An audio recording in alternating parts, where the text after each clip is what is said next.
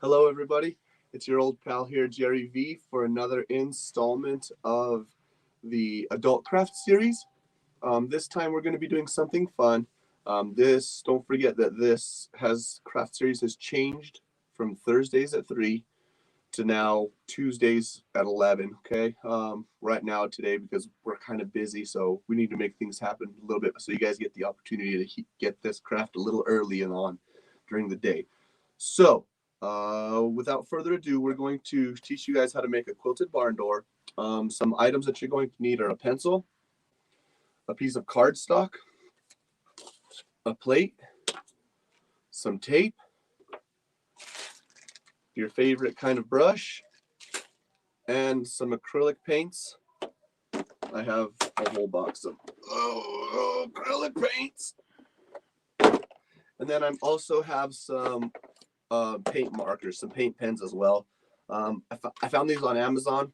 They're kind of cool, but they kind of bleed a little bit when you use them. So you have to use them kind of fast, or else you end up with some mess. And I'll show you guys what kind of mess I'm talking about. So for this barn door, what I found out that you do is you get a piece of wood, any kind of piece of wood. I found this wood at Home Depot or Lowe's, I can't remember, and I had them cut it. It was a big sheet of plywood, so I had them cut it to the dimensions of 8.5 by 11. So that's your standard piece of paper. So that way we can use it, anytime we want to. We can just run a copy off of the printer here, and it would be the exact dimensions of this here board. So I found some options online, just some different kinds of designs that I liked. Miss Val helped me out. Shout out to Miss Val. Oh, and one more shout out for you guys who don't know. We got Mr. Chris behind the scenes. So thanks a lot, Mr. Chris, for helping us out. But back to that. So I found these designs online, right? And what I come to find out with quilts is that it is one design repeated over and over and over and over and over and over and over again. So it's the same kind of thing. So you want the same symmetry.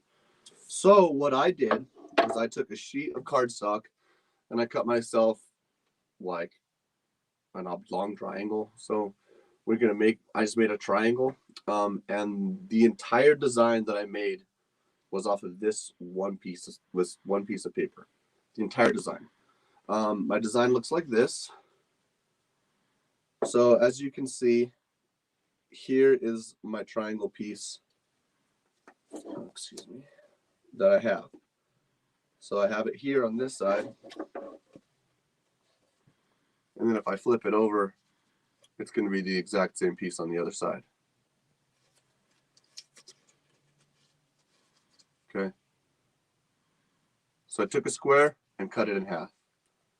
And then I used that to make my design. So I just picked where I wanted my design to go. I wanted to have another piece coming on the inside here. So it's all the same. Okay, I use this one piece of paper. And then I took my fancy art skills here and I grabbed a paintbrush and I picked some of the colors that I liked. I used orange, blue, and white. So as you guys can see, these paint markers are awesome because they are like a bright color. But what they do is they bleed a lot.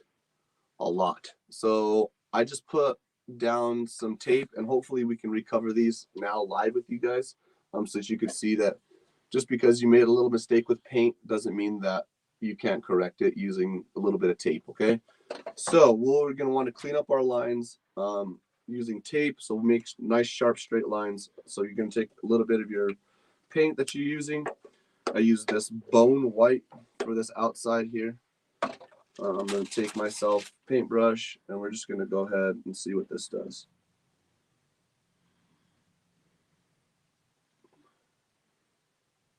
Okay, we're trying to cover that other paint color.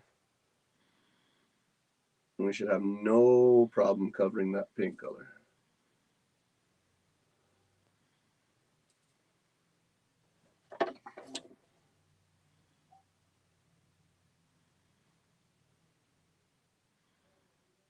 Okay, so now I took off some of that blue overlay that was kind of bled into.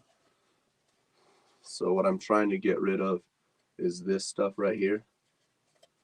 So I put in a tape line right here, and then I'm just going to cover it. That tape line is going to protect the line that I want, and then I'm going to be able to paint what I don't want.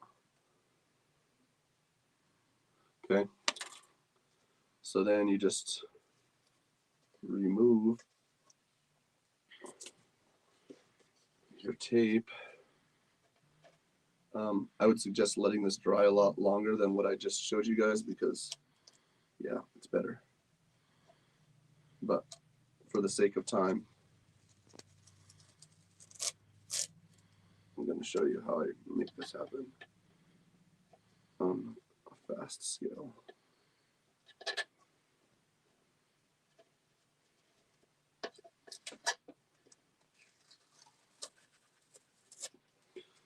So we were able to clean up our lines here on the bottom, right? And now we have a straight line here, here, and here. So if you have any questions, if you have any concerns, if you have any kind of hang-ups in what you're doing on how to make this quilted barn door, I'm always here at the library, and if I'm not, these folks are happy to take a message, but I will get back to you on and answer your question promptly on how to do this craft. It's super simple. It's super fun. It'll take you about an hour, maybe 2 hours to make it happen, depending on how intricate you want to get with your design. But just, happy hunting online. If you have any questions, I have a couple of these boards available here at the library. So please give me a call. And if you have any concerns, questions, also please give me a call, and we'll get you guys going on quilting your own barn door. Okay. You can do this on a much larger scale. You can make it on a much smaller scale. This is just an 8.5 by 11 scale. So you get something kind of that you can hang up in your house. Okay. Thank you very much, everybody. As for me, that's all I got. Jerry V out. Thanks a lot. Bye.